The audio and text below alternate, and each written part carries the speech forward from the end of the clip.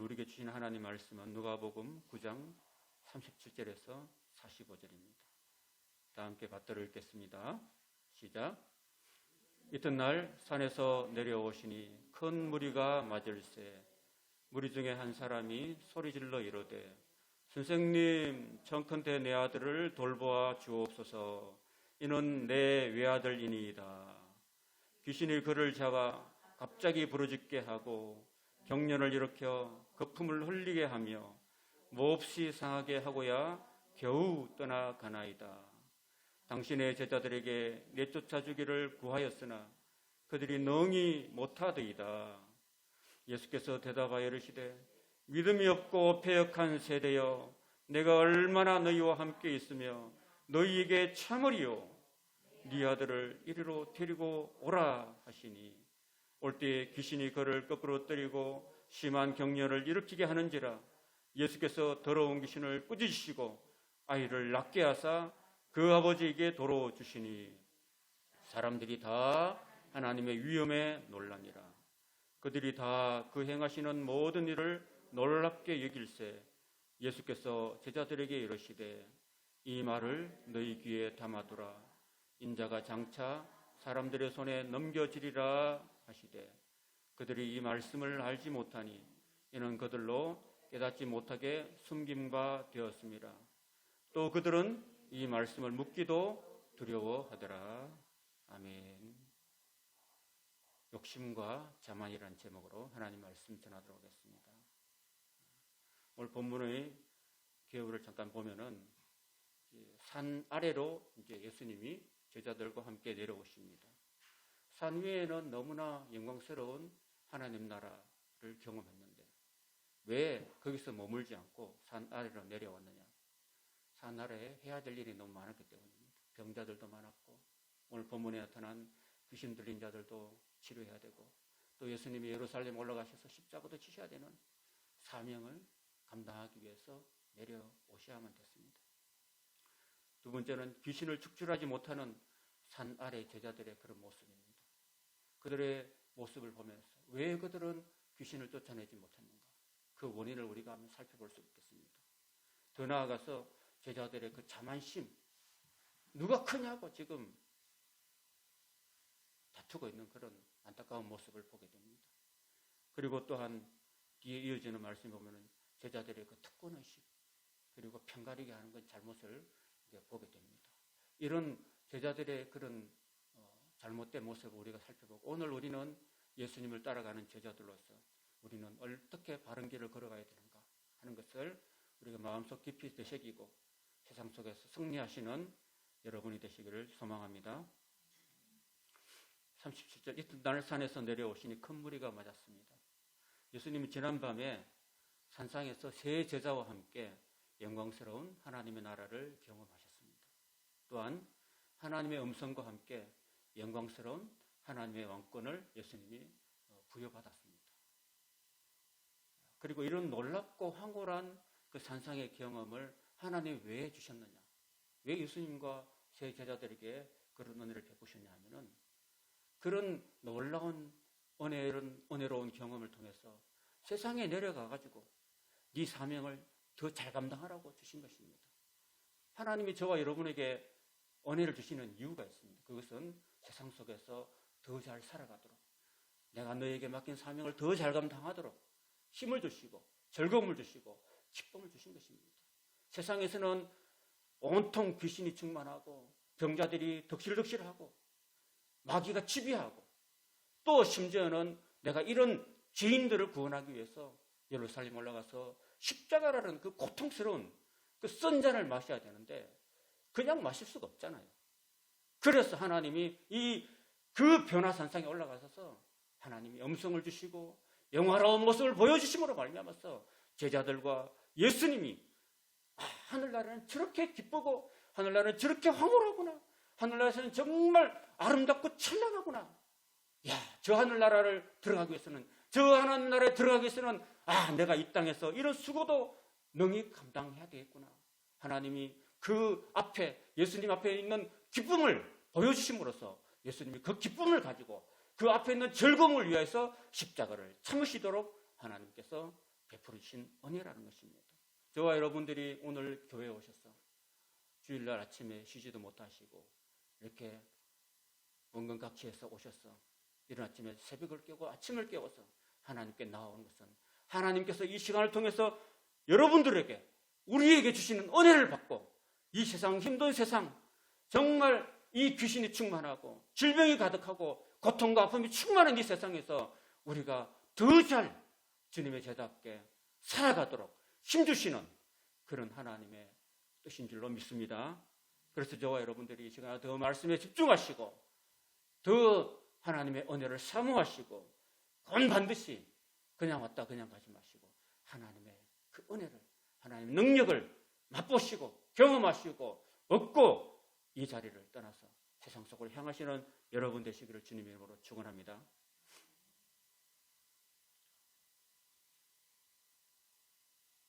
예수님은 시몬 베드로가 주님, 이곳이 너무나 좋습니다. 여기서 초막셋을 짓고 하나는 주님을 위해서, 하나는 모세를 위해서, 하나는 엘리야를 위해서 여기서 짓고 여기서 삽시다. 그 산상이 너무나 좋아서 여기 머무릅시다 라고 부탁했지만 예수님은 제자들의 말대로 거기서 계속 머무르기를 원치 않으시고 안주하지 않으시고 할 일 많은 산 아래로 다시 내려오셨습니다. 기독교는 산상에서 황홀경에 안주하지 않습니다.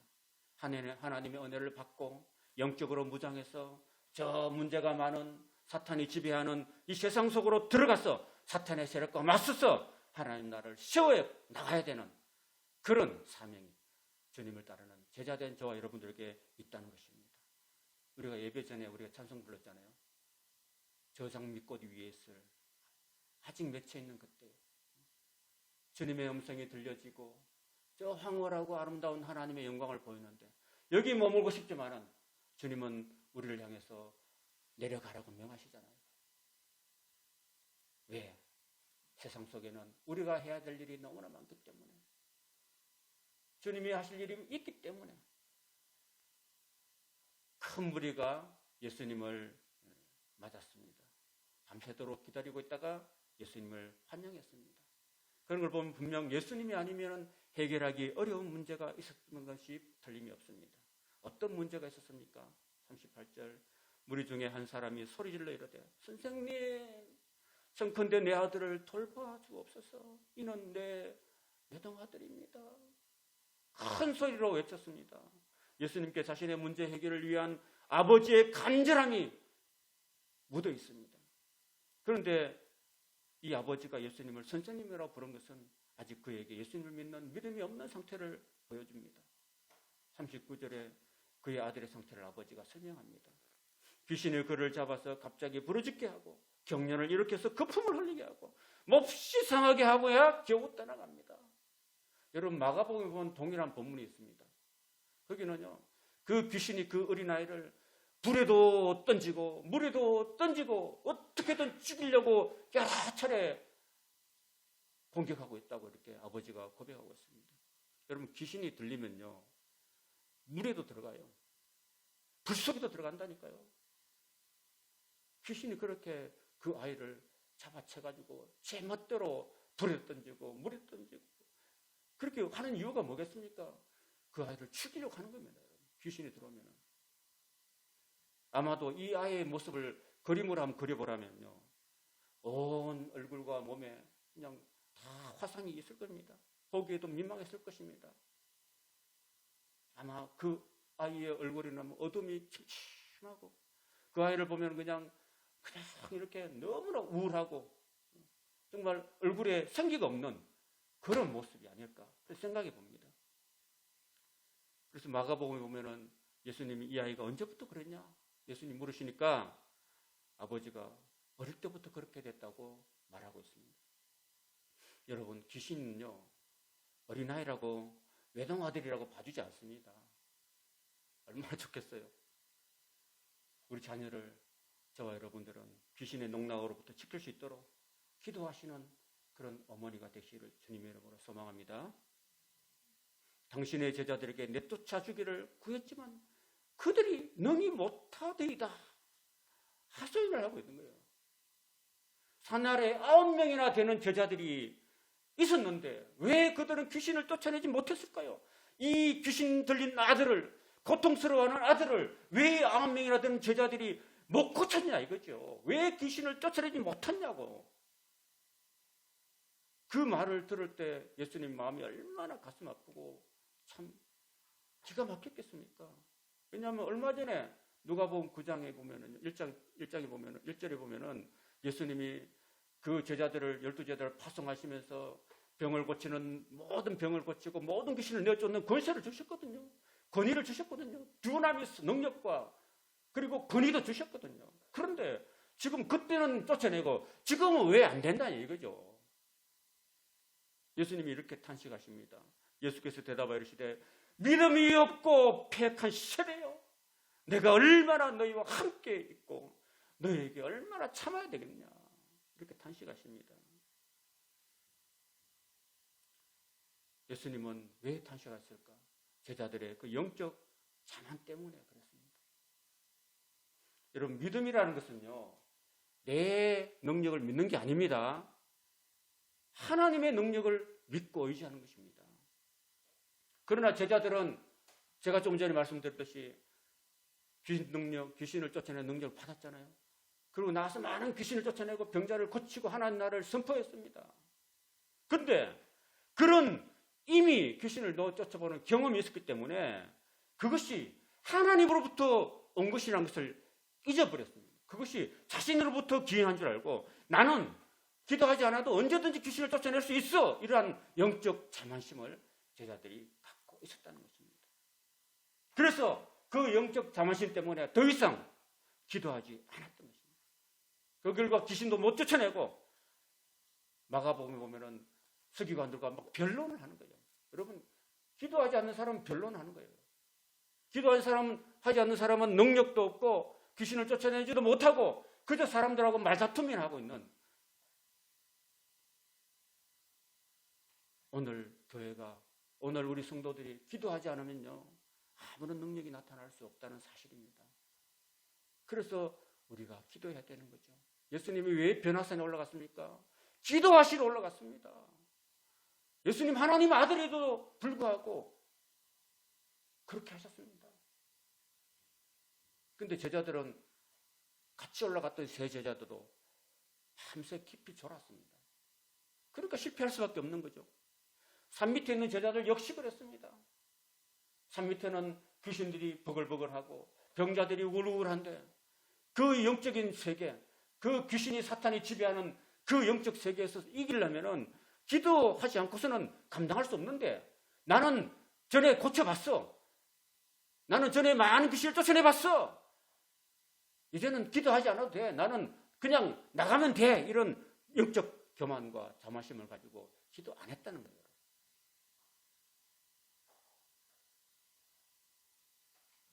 그래서 예수님께 이런 책망을 들을 수밖에 없었다는 사실입니다.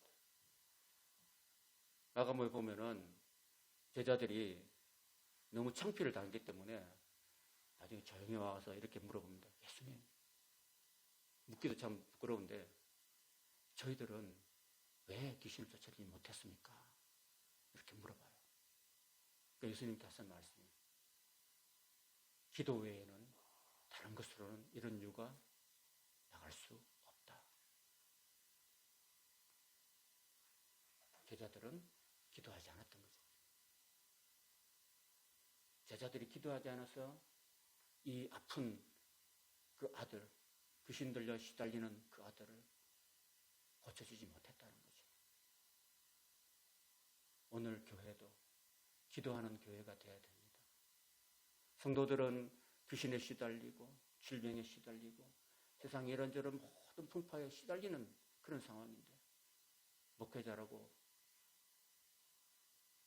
기도하지 않고 있다면 성도들의 그 아픔을 치료할 수가 없는 거죠. 여러분들은 어머니로서 아버지로서 이 고통받는 이런 자녀가 여러분에게 있다면 어떻게 하겠습니까? 이 아버지는 더구나 믿음이 없었어요. 감사하게도 저와 여러분은 믿음을 갖고 있으니까 여러분의 자녀에게 이런 일이 안 생긴다고 할 수가 없죠. 왜 이 아이는 유독 생겼을까요? 다른 아이들은 다 괜찮은데 왜 이 아이는 유독 이렇게 귀신 들려서 어릴 때부터 이렇게 죽음의 고통을 당했을까요? 이 아이는 특별해서 그랬습니까? 아닙니다. 누구에게나 사탄은 공격할 수 있습니다. 우리 아이는 아닐 거야. 그렇게 생각하면 오산이고 착각입니다. 여러분들도 저도 우리 자녀를 위해서 눈물로 기도하시는 부모가 될 수 있기를 소망합니다. 특별히 믿지 않는 사람에게 귀신이 많이 역사합니다. 이 아버지 보세요. 예수님을 선생님이라고 그러잖아요. 그가 믿었다면 주님이라고 했을 것입니다. 근데 안 믿고 있으니까 귀신들이 안 믿는 사람들을 타겟으로 하는 거죠. 여러분은 더욱더 귀신 들리지 않도록 우리 자녀를 위해서 기도하고 우리 마음속에 귀신을 모시는 것이 아니라 성령을 모시길 바랍니다. 귀신은 죽이는 영이고 성령은 살리는 영이기 때문입니다. 여러분 마음속에 예수님을 모시고 성령을 모시고 하나님 아버지를 모시고 살아갈 수 있기를 축원합니다. 성령은 귀신보다 훨씬 강하십니다. 여러분 속에 성령이 들어와 있으면 귀신이 못 들어와요. 여러분 기도할 때 성령이여 날마다 저에게 들어와 주시고 제 삶의 주인이 되어 주시고 저를 지켜주시고 우리 가정을 지켜주시고 우리를 돌봐 주십시오라고 여러분 하나님께 매달리고 기도해야 됩니다. 그래야지 마귀가 틈을 못하는 거예요. 그래서 기도할 이유가 있는 것입니다. 여러분 아무리 자녀가 공부를 잘하고 아무리 자녀가 잘 나가도 그 마음속에 귀신이 들어버리면 그 인생 파탄나는 거예요. 귀신은 한번 나가면요. 한번 들어오면 잘 안 나가요.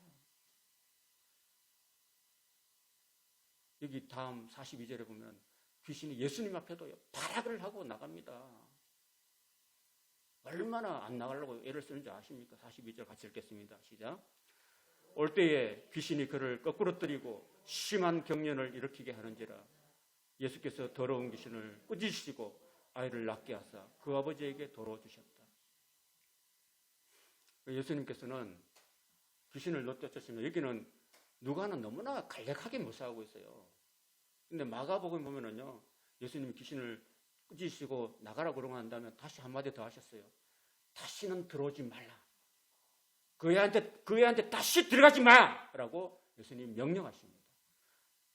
귀신이 들어야 될까, 안 들어야 될까요? 안 들으면 어떻게 될까요? 옛날에 설명했는데, 예수님이 무지개경으로 던져버립니다. 귀신들이 가장 무서워하는 게 무지개경으로 들어가는 거거든요. 그러니까 그 그라스의 군대 귀신 들린 사람이 예수님한테 무지개경으로 들어가지 말라고 이렇게 요청을 합니다. 그래서 돼지떼 2,000마리한테로 들어가게 달라고 요구하거든요. 그 무지개경으로 들어가면 이제 무지개경은 끝이 없는 구멍이거든요. 그거 들어가면 이제 못 나와요. 그러니까 예수님의 말씀에 귀신들도 다 순종합니다. 복종합니다. 그러니까 예수님이 강합니까? 귀신이 강합니까? 예수님이 강하니까. 그러니까 예수님의 영을 우리가 모셔드리고 성령을 우리가 모셔드려야 되는 거죠. 세상에서 이런 고통과 귀신에 들리지 않으려면 예수님을, 성령을 우리가 모셔드려야 되는 거죠. 그리고 귀신을 한번 나갔다고 한번 나가면 다시 안 들어올까요? 다시 들어온다니까요. 다시 들어온다니까요. 빈집의 비유를 봤잖아요. 귀신이 쫓아나갔는데 나가니까 갈 데가 없는 거예요. 다시 본집에 들어오니까 본집이 수리되고 깨끗하게 돼버렸어요. 그래서 자기보다 더 악한 7귀신을 데려와가지고 그 사람이 들어가 버리니까 그 사람의 형편이 처음보다 나중에 더 악하게 됐다고 이야기하고 있습니다. 여러분, 우리가 사는 이 세상은 눈에 보이지 않는 영적 세계가 존재합니다. 하나님이 계시면 사탄도 있는 거예요. 성령이 계시면 악령도 있는 거예요. 성령을 모시고 승리하며 사시길 바랍니다. 한편으로 보면 이 아이가 귀신에 시달리는 게 어릴 때부터 그랬는데 이걸 안타깝게 보신 아버지는 그 아버지가 아들을 고치기 위해서 백방의 노력을 안 했을까요? 했겠죠. 심리치료도 받아보고 정신과도 가보고 오만 노력을 다 했을 겁니다라고 생각합니다. 근데 여기 가봐도 안 되고 저기 가봐도 안 되고 대책이 없는 거예요. 아이는 갈수록 더 심해지고 그래서 인간의 능력이 한계를 느끼고 예수님께 나온 겁니다. 때로 우리 인간으로 어찌할 수 없는 아픔과 고통이 있을 때 그 고통으로 인해서 삶이 힘들지만은 오히려 축복이 될 수 있는 이유는 그 아픔과 고통 때문에 우리가 하나님께 나오는 통로가 되기 때문이에요. 그래서 때로 하나님께서는 우리에게 아픔을 주십니다. 고난도 주십니다. 그래서 그 아픔을 통해서 하나님을 만날 수 있는 계기가 되는 거죠. 하나님 만나고 고침받고 치료받고 구원 얻는 그런 계기가 되기 때문이에요. 그래서 하나님은 그 살아가신 자라도 징계하신다고 그런 거예요. 그래서 고난은 검은 보자기에 쌓여오는 하나님의 선물이라는 말이 있어요. 여러분 살다 보면은 참 잘 되고 잘 나가면 좋겠죠. 자녀들이 잘 자라고 건강하게 잘 자라고 무탈하게 자라면 너무 좋겠죠. 근데 왜 내 자녀에게 아픔이 오고 왜 내 자녀에게 이런 고통이 오는가? 내가 견딜 수 없는 그런 아픔이 오는가? 하는 것입니다.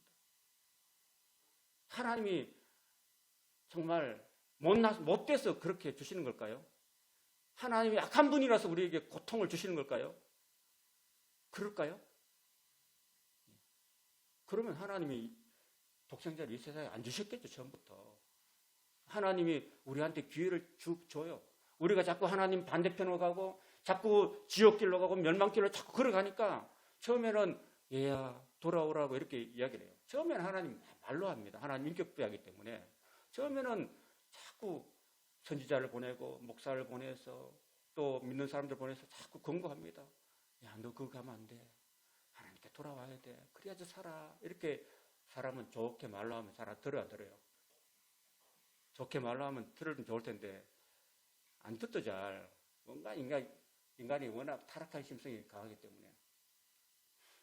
하나님 그 다음에는 말로 하다가 안 되면 어떻게 할까요? 그러면 그 사람이 물질을 한번 탁 뺏어봅니다. 그 집안의 사업을 한번 흔들어 봅니다. 이렇게. 아주 사업을 흔들고 막 그러면 좀 하나님께 좀 매달리고 기도할까 싶어가지고 잘 나가는 사업들이 그냥 막 하루아침 부도가 나고 막 이렇게 흔들어 봅니다. 그렇게 하면은 좀 이렇게 정신이 그죠? 이렇게 제정신이 든 사람은 금방 이렇게 깨우치고 돌아와요. 근데 우둔하면요, 이게 하나님의 이 메시지라는 걸 몰라요. 그래 버팁니다. 자꾸 버티고 더욱더 하나님 원망하고 그렇게 할 수도 있어요. 그래서 물질을 흔들면 아이고 제가 좀 잘못했습니다 하고 얼른 확 돌아오고 회개하고 하나님께 돌아오면 좋을 텐데 안 돌아오죠 잘. 그러면 조금 더 강도가 세지죠, 그죠? 그 다음에는 그 사람 몸을 한번 쳐봅니다. 저걸 한번 때려봐야지, 저게 한번 아파봐야지 이제 하나님께 한번 나올까. 이렇게 해서 하나님께서 또 한번 때려보세요. 아프죠. 그 아픔 속에서 참 사람 인간이 연약함을 깨닫고 하나님 제가 두 손 들고 옵니다. 이 못난 일을 받아주세요. 제가 너무너무 강박해서 그렇게 살아왔습니다. 제발 저를 용서해 주십시오. 이제라도 제가 깨어닫고 하나님께 돌아오니 나를 용서해 주시고 받아주세요 하면은 하나님이 회복시켜주는 겁니다. 잃었던 거 다, 걷어갔던 거 다 회복시키고 원상태로 해주시고 욥처럼 다 2배, 3배, 100배로 갚아주시는 거죠. 그런데 그래도 안 되면은 어떻게 해요? 막판으로 하나님 너는 더 이상 안 되겠다 싶어서 데려가 버려요.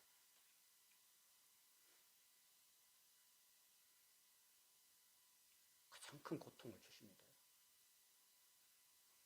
그러니까 이 아버지가 그나마 이 아이의 고통을 통해서 하나님께 나온 것은 감사한 일이고 회복된 것은 감사한 일입니다.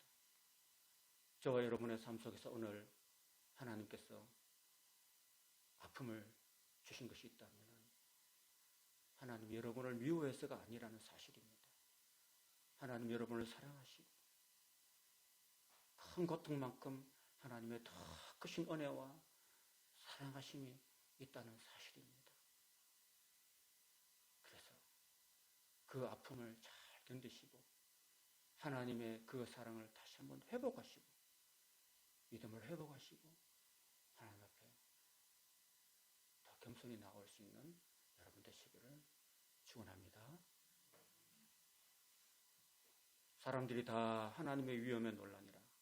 그들이 다 그 행하시는 모든 일을 놀랍게 여길세 예수께서 제자들에게 이르시되 이 말을 너희 귀에 담아두라. 인자가 장차 사람들의 손에 넘겨지리라. 사람들의 손에 넘겨진다는 말은요, 그 소유권이 넘어간다는 거예요. 예수님의 그 목숨이 사람들에게 넘어간다. 그 예수님의 관심사는 오직 죄인을 위해서 자신이 계속의 죽음을 당해야 된다. 왜 그렇게 되느냐? 이 세상이 다 죄악으로 충만하고 모든 인류가 다 아담과 하와 이후에 타락한 존재고 죽을 수밖에 없는 존재고 죽음으로서 끝나는 게 아니라 죽음 후에 심판이 있기 때문에 이 인간의 그 죽음과 멸망과 심판의 문제를 해결할 수 있는 길이 다른 데 없었습니다. 왜 이 세상에 예수님이 저 영광 보좌 버리시고 이 땅에 낮고 낮은 곳에 말구에 내려오셨느냐? 예수님 말고는 해답이 없었기 때문이었습니다. 구약의 제사에 보면요, 사람들의 죄를 씻는 제사를 보면요, 흠이 없는 어린 양을 제물로 잡았습니다. 그런데 사도 바울이 로마서에 기록한 걸 보면 모든 사람이 죄를 범하였음에 하나님의 영광 이루지 못했다고 그랬습니다. 인간 중에 죄 없는 사람이 없었기 때문에 하나님 앞에 대속 제물이 될 수 있는 어떤 인간도 없었습니다. 하나님께서 어떻게 하셨느냐? 하나님의 독생자 예수 그리스도를 이 땅에 사람이 되게 하셔서 성육신 하셔서 보내주신 겁니다. 네가 인간이 되라. 너는 죄 없는 사람이니까 너는 성육신해서 네가 인류의 모든 죄를 짊어져라. 네 밖에는 답이 없다. 라고 성부 하나님께서 아들에게 그 죽음의 십자가를 지워주신 거예요. 그래서 예수님의 생각은 온통 사람들에게 넘겨져서 죽을 수밖에 없는 자신의 그 무거운 짐, 쓴 잔을 마셔야 된다는 그 생각을 늘 갖고 계신 거예요, 예수님. 그런 고난의 메시아를 예수님이 늘 묵상하시고 그 변화산상에 올라가서도요, 엘리야와 모세가 했던 이야기가 예수님이 인류의 모든 죄를 감당하기 위해서 예루살렘에서 별세하실 것을 말씀하신 거예요. 그리고 제자들은 너무나 큰 착각을 한 거죠. 제자들은 오병이의 기적을 보면서 예수님이야말로 이 나라의 왕이 되고 경제 대통령이 되어서 모든 이스라엘 백성들을 그 굶주림에서 해방시키고 로마로부터 독립시켜가지고 이스라엘을 다할 것 같은 그런 정치적인 메시아로 그렇게 여겼던 것입니다. 그러면 집 버리고 배 버리고 따라왔던 제자들이 하나 건질 수 있는 건 뭡니까? 예수님이 왕이 되면은 우리들은 다 국무총리 그리고 장관들 다 한 자리씩 하겠다. 이런 생각을 갖고 있었던 거예요. 그런 인간적인 욕심으로 가득했던 겁니다. 그런 세상적인 욕심으로 가득 차 있는 그 제자들을 향해서 예수님께서 이 말을 너희 귀에 담아두라고 당부하시거든요. 나는 니들이 생각하는, 니들이 꿈꾸는 그런 메시아가 아니야. 정신 차려. 나는 사람들의 손에 넘겨져서 죽어야 되는 고난의 메시아야. 꿈 깨라.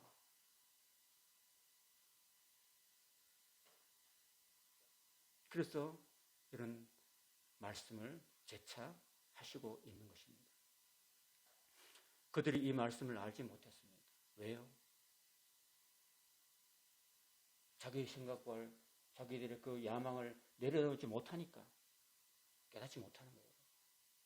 제가 지난번에 말씀드렸듯이 여러분의 소원이 너무 크면은 하나님의 음성이 안 들리는 거예요. 여러분의 욕심이 너무 크면은 하나님의 뜻이 안 보이는 거예요. 그 대표적인 예가 어디겠습니까? 구약에 발람이라고 있었습니다. 그 점쟁이 같은 선지자가 있었는데 그 이스라엘 백성들이 아말렉까지 올라갔습니다. 그 아말렉의 족속들이 저 이스라엘 백성들이 저 하나님을 주축을 해서 올라온다. 그래서 저 백성들 좀 저주해 달라고 아말렉 왕이 이 발람 그 영험한 무당 같은 선지자 그 발람에게 많은 돈을 주고 많은 권세를 주고 제발 좀 저주해 달라고 부탁하고 있습니다.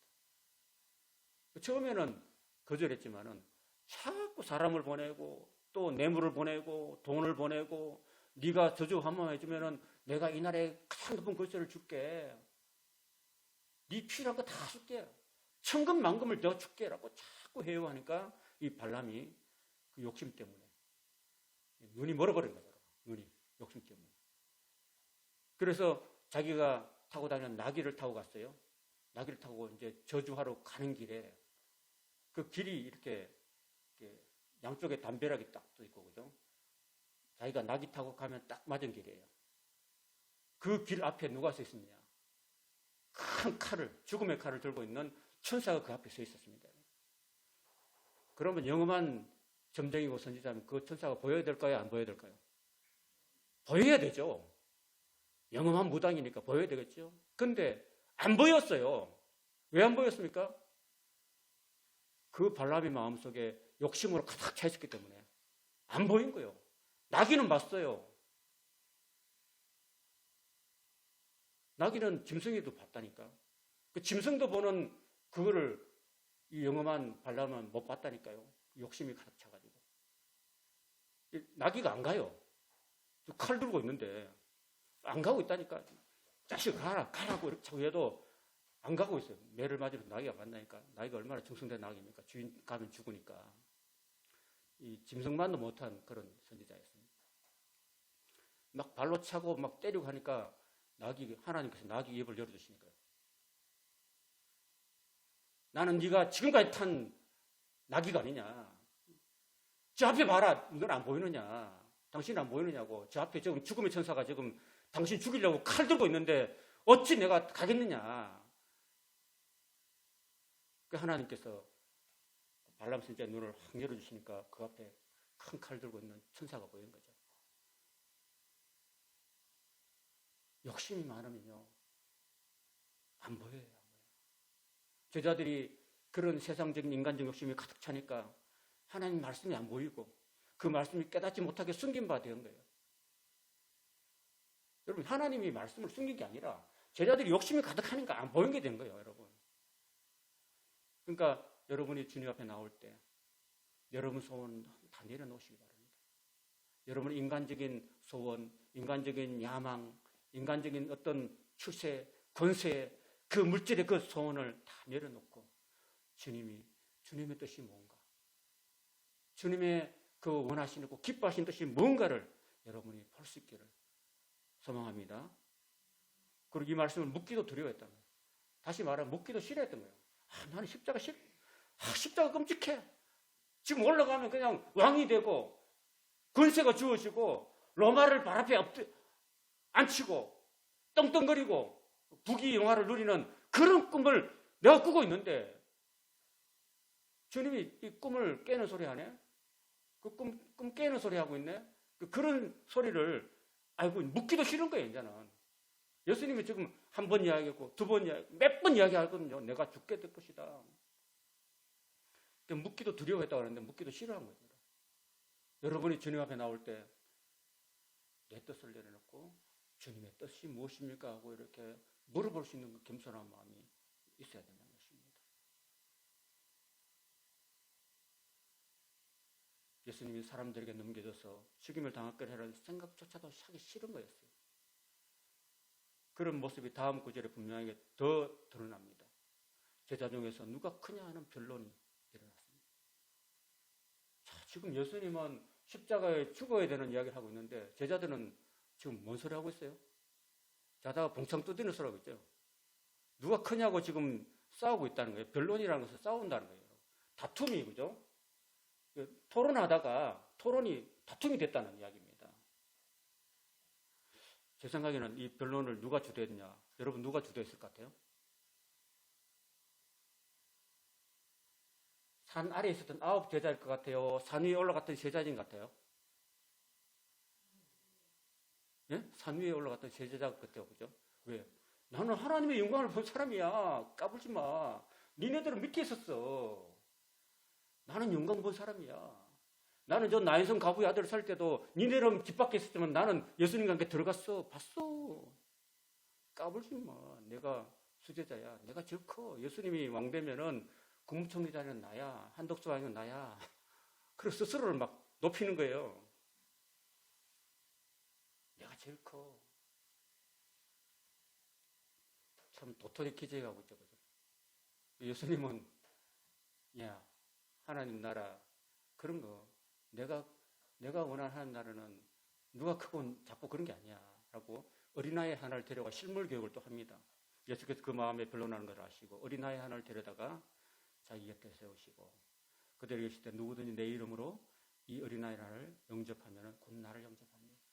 그게 바로 또 하나님을 영접하신 것이다. 너희 중에 모든 사람 중에 가장 작은 그가 크다. 세상적인 가치관은 돈 많고 권세 많고 이런 사람들, 인기 많은 사람들이 높은 사람이죠. 그죠? 그게 세상적인 가치관 아닙니까? 하나님 나라로 그럴까요? 우리 하나님 나라 올라가면 다 그럴까요? 돈 많고 권세 있고 이런 사람들이 하나님 나라 가면 높은 자일까요? 아니요. 하나님 나라는 어린아이, 그때 당시 사회적으로 가장 낮고 발언권도 없고 아무 힘도 없고 그냥 시키면 시킨 대로 해야 되는 가장 낮은 자를 이야기합니다. 그 낮은 자를 영접하는 자가 가장 큰 자라고 이야기하고 있습니다. 대통령하고 다니면은 대통령은 아니어도 대통령하고 다니는 그 사람들은 대통령급이죠. 그죠? 거지들하고 다니면은 거지급에 해당되죠. 그죠? 그쵸? 어린아이하고 다니면 어린아이급인 거예요. 그 세상은 그렇게 판단하고 세상은 그런 가치관을 갖고 있지만은 하나님의 나라는 낮아지고 남을 섬기고 순종하는 사람들이 더 크다는 이야기를 하고 있는 거예요. 그 제자들의 가치관을 완전히 180도 뒤바꿔주는 그런 혁신적인 그런 말씀을 예수님이 하고 계십니다. 그게 바로 하나님 나라의 가치관인 거죠. 요한이 또 한번 이름 보면 요한 아까 산에 올라간 사람이잖아요. 얘네들은 산상파예요. 밑에는 하산파고 산상파 세 사람이 제일 문제죠. 요한이 여짜오되 주여 어떤 사람이 주의 이름으로 귀신을 내쫓는 것을 우리가 봤다는 거죠. 자기들은 못 쫓아냈는데 웬 다른 사람이 귀신을 쫓아내고 있다니까 질투가 나요 안 나요? 기분이 좋아요 안 좋아요? 나는 산상까지 올라가지고 영광을 받는 사람인데 산상에 올라가지 않고 산 밑에도 없었고 저 다른 사람이 귀신을 막 쫓아낸데 어쭈? 하고 막 깔보고 업신여기고 막 멸시하고 또 심지어 시기하고 질투했다는 겁니다. 이 요한이. 당신 이리 와봐라고. 이리 와가지고 너 주의 이름으로 귀신을 쫓았는데 우리가 봤는데 우리와 함께 같이 하자. 우리와 함께 같이 하냐면은 당신 너 귀신 쫓아내지 마. 못해. 이렇게 금해버린 거죠. 그러니까 편가르기 한 거죠. 편가르기. 그 질투심 가지고 특권의식 갖고 있습니다. 특권의식. 그리고 배타성. 이런 걸 갖고 있는 거죠.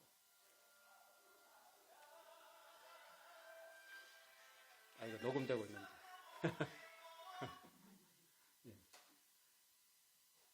예수께서 이르시되 금하지 말라. 너희를 반대하지 않는 자는 너희를 위하는 자니라. 말씀을 정리할게요. 주님의 능력과 권위를 받은 제자들이 영적으로 자만했다는 것입니다.